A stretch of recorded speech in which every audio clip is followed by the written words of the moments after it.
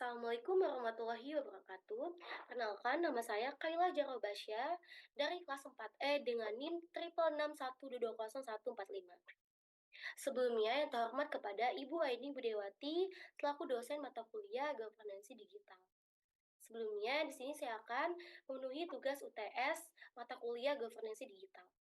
Baik, langsung saja kita ke materinya.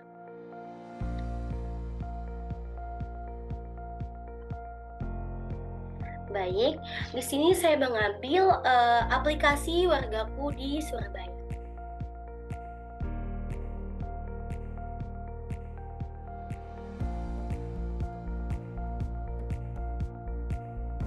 Nah, aplikasi Wargaku di Surabaya tentunya adalah aplikasi yang dikembangkan oleh pemerintah di Kota Surabaya untuk memberikan layanan kepada warga Kota Surabaya dan sebagai media komunikasi antara warga Kota Surabaya dan pemerintah Kota Surabaya. Nah, aplikasi ini juga tentunya sangat berfungsi sebagai media pengaduan dan layanan untuk warga kota di Surabaya. Nah, tentunya warga kota Surabaya ini dapat mendownload aplikasi Wargaku secara gratis melalui Google Play Store dan laman website seperti Media Center Surabaya.go.id. Nah, aplikasi ini juga sudah dapat diunduh sebanyak 5.000 lebih oleh masyarakat dan saat ini tentunya berbasis Android. Untuk hardware-nya, di sini atau perangkat keras merujuk pada komponen fisik seperti komputer yang bisa dilihat oleh mata dan dipegang atau dilansir dari touch target. Perangkat keras hardware ini tentunya di setiap elemen-elemen komputer yang bersifat fisik dalam penggunaan aplikasi Wargaku di Surabaya. Tentunya memerlukan beberapa perangkat keras seperti komputer, hard disk, mouse, keyboard, dan monitor. Untuk hardware-nya dari sistem operasi ada batasan minimum dalam penggunaan RAM seperti 1GB, 2GB, dan 4GB atau lainnya. Nah, RAM terbagi menjadi dua jenis tentunya, yaitu Dynamic Random Access Memory atau DRAM dan Synchronous Random Access Memory atau SRAM. Sementara ROM yang memiliki kemampuan untuk menyimpan data secara permanen,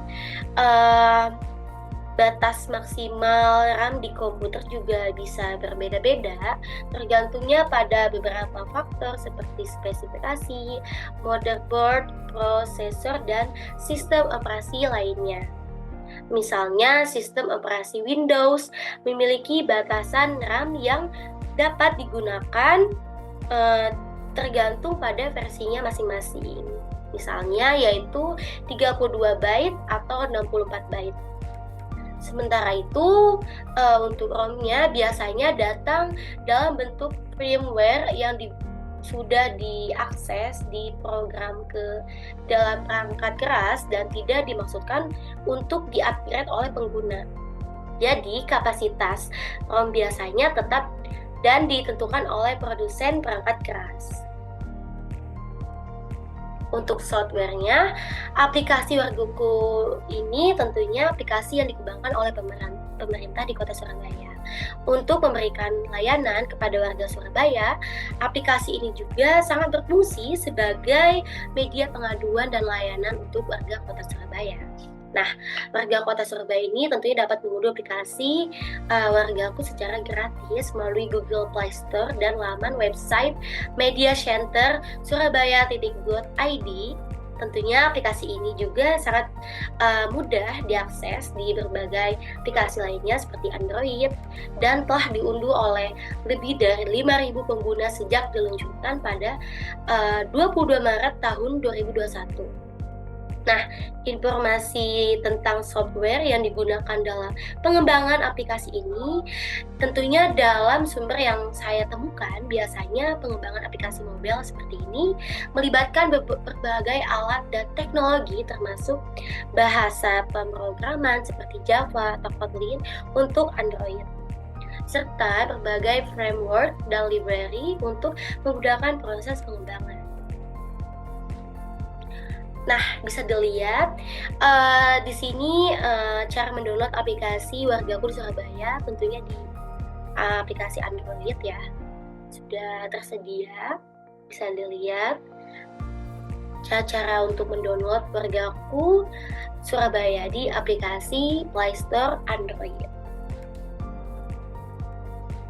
Nah, untuk jaringan internet sendiri pun aplikasi Wargaku di Surabaya dapat diakses melalui jaringan internet apapun, asalkan memiliki koneksi internet yang stabil dan bagus, serta aplikasi ini berbasis Android dan dapat diunduh melalui Google Play Store atau website resmi di pemerintah Kota Surabaya. Nah, aplikasi ini juga tentunya dirancang untuk berinteraksi dengan warga Kota Surabaya serta pemerintah Kota Surabaya. Warga pun dapat menggunakan aplikasi ini untuk melaporkan seperti masalah, pengaduan, dan lainnya. Untuk membuat permintaan informasi dan mengekspresikan apresiasi mereka terhadap pemerintah di Kota Surabaya. Untuk jaringan topologi sendiri pun di sini bisa kita lihat di samping. Di sini saya mengambil topologi star atau yang saling berkaitan, yang berhubungan. Topologi star merupakan salah satu konfigurasi jaringan komputer yang paling umum digunakan. Tentunya dalam konfigurasi jaringan ini, semua perangkat yang sangat terkait dan terhubung ke dalam perangkat satu untuk terangkai seperti struktur bintang. Untuk database-nya, tentunya yang pertama relational database. Jenis database ini merupakan struktur tabel yang terdiri dari basis dan kolom. Contoh database ini biasanya yang populer adalah MySQL atau PostgreSQL dan Oracle. Untuk yang kedua, adanya NoSQL database. Jenis database ini biasanya dirancang untuk menyimpan serta mengelola data yang tidak memiliki skema yang tetap. Contoh database ini biasanya termasuk MongoDB atau Cassandra dan Redis. Untuk yang ketiga, adanya cloud database. Jenis database ini disimpan atau dikelola di cloud yang memungkinkan akses dan skalabilitas yang mudah. Contoh database ini biasanya termasuk ke dalam Amazon RDS atau Microsoft Azure SQL Database dan Google Cloud Spanner. Untuk yang keempat, adanya Graph atau database. Jenis database ini digunakan untuk menyimpan data dalam bentuk grafik dengan simpul dan hubungan antar simpul. Contoh database ini biasanya termasuk ke dalam grafik NO4G dan Amazon Neptune.